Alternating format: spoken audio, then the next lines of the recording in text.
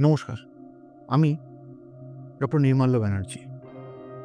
আজকে যে বিষয়টা দিয়ে আলোচনা শুরু করতে চাইছি, সেটা হচ্ছে ক্যান্সার ভ্যাকসিন। সচরাচর যে সমস্ত পেশেন্ট আমাদের হসপিটালে রিপোর্ট সংগ্রহ করতে আসেন, তাদের কেউ এবং আমাদের চেনা পরিচিত কিছু মানুষজন জিজ্ঞাসা করছেন, "আচ্ছা, এই যে ক্যান্সার ভ্যাকসিন নিয়ে এত আলোচনা চলছে, সত্যিই কি ক্যান্সার ভ্যাকসিন ক্যান্সার দূর করতে পারবে?" তাদের সবার জন্য আজকের এই ভিডিওটা আমি করতে চাইছিলাম। দেখুন, ক্যান্সার ভ্যাকসিন প্রধানত ২ ধরনের। এক হচ্ছে যে ভ্যাকসিন আমরা ক্যান্সার প্রিভেনশনে কাজে লাগাই, ক্যান্সার প্রতিরোধ করতে কাজে লাগাই। এই ধরনের ক্যান্সার ভ্যাকসিন সাধারণত অনকোজেনিক ভাইরাস ইনডিউসড যে ক্যান্সার রয়েছে, তাদের বিরুদ্ধে ব্যবহার করা হয়। এদের মধ্যে অন্যতম হচ্ছে সার্ভাইকাল ক্যান্সার ভ্যাকসিন, যেটা এই মুহূর্তে বহুল প্রচারিত এবং কার্যকরী, এবং আমরা ইয়াং মহিলাদের এই ভ্যাকসিন দিয়ে থাকি।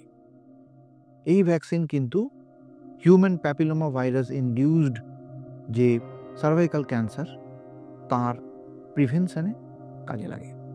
কিন্তু এই ভ্যাকসিন নিয়ে আলোচনা থেকেও আজকে যেটা নিয়ে আলোচনা আরও বেশি করে দরকার, সেটা হচ্ছে mRNA ভ্যাকসিন।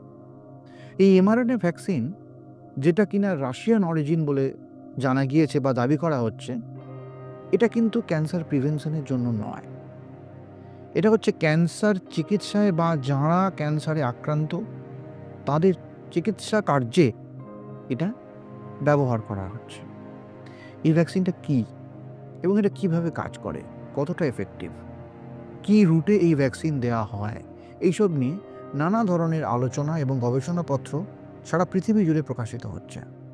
যতটুকু জানা গিয়েছে যে এই ভ্যাকসিন আমাদের বডির নিজস্ব ইমিউন সিস্টেমকে অ্যাক্টিভেট করে, বা আমাদের বডির নিজস্ব যে ইমিউন সেল রয়েছে, যে রোগ প্রতিরোধ ক্ষমতা রয়েছে, তাদেরই একটা অংশকে খুব সুচারুভাবে কাজে লাগিয়ে এই যে ক্যান্সার সেলকে ধ্বংস করতে সক্ষম হয়েছে। এবং এটা কিন্তু প্রাথমিক এবং ক্রমাগত পরীক্ষা নিরীক্ষার মাধ্যমে যে ফল পাওয়া গিয়েছে, তাতে কিন্তু একেবারে সুনিশ্চিত যে এই ক্যান্সার ভ্যাকসিন অনেকটাই কার্যকরী, এবং বহু ক্যান্সারে, অন্ততপক্ষে ৭-৮ রকমের আমাদের বডিতে যা ক্যান্সার হয়, কোলোরেক্টাল থেকে শুরু করে লিভার, লাং, স্কিনের ক্যান্সার এবং স্নায়ুতন্ত্রের ক্যান্সার, সেখানেও কিন্তু ক্যান্সার ভ্যাকসিনের একটা গুরুত্বপূর্ণ রোল পাওয়া গিয়েছে।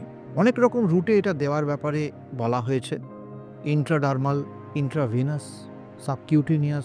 কিন্তু কোন রুটে সবথেকে বেশি কার্যকরী, এটা নিয়ে কিন্তু আলোচনা এখনও চলছে। অনেকে এও প্রশ্ন করেছেন যে তাহলে কি বাকি যে সমস্ত চিকিৎসা পদ্ধতি রয়েছে, ধরুন surgery, radiation therapy, chemotherapy, immunotherapy, এগুলোর কি হবে? এগুলো কিন্তু ক্যান্সার চিকিৎসার প্রাথমিক এবং প্রধান চিকিৎসা পদ্ধতি। এগুলো থাকবে।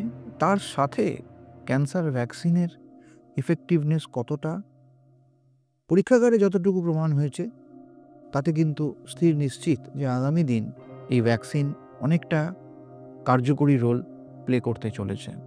আমরা সবাই আশা করব যে খুব দ্রুত আমাদের দেশেও এই ভ্যাকসিন এর ট্রায়াল এবং তার রেজাল্টের ফল আমরা পাব, এবং অনেক পেশেন্টের এটা দিয়ে আমরা উপকার করতে পারব। দেখা হচ্ছে আগামী ভিডিওতে। আপনাদের কোনো প্রশ্ন আপনারা অবশ্যই কমেন্ট করে জানাবেন। আজকে এই পর্যন্তই। নমস্কার।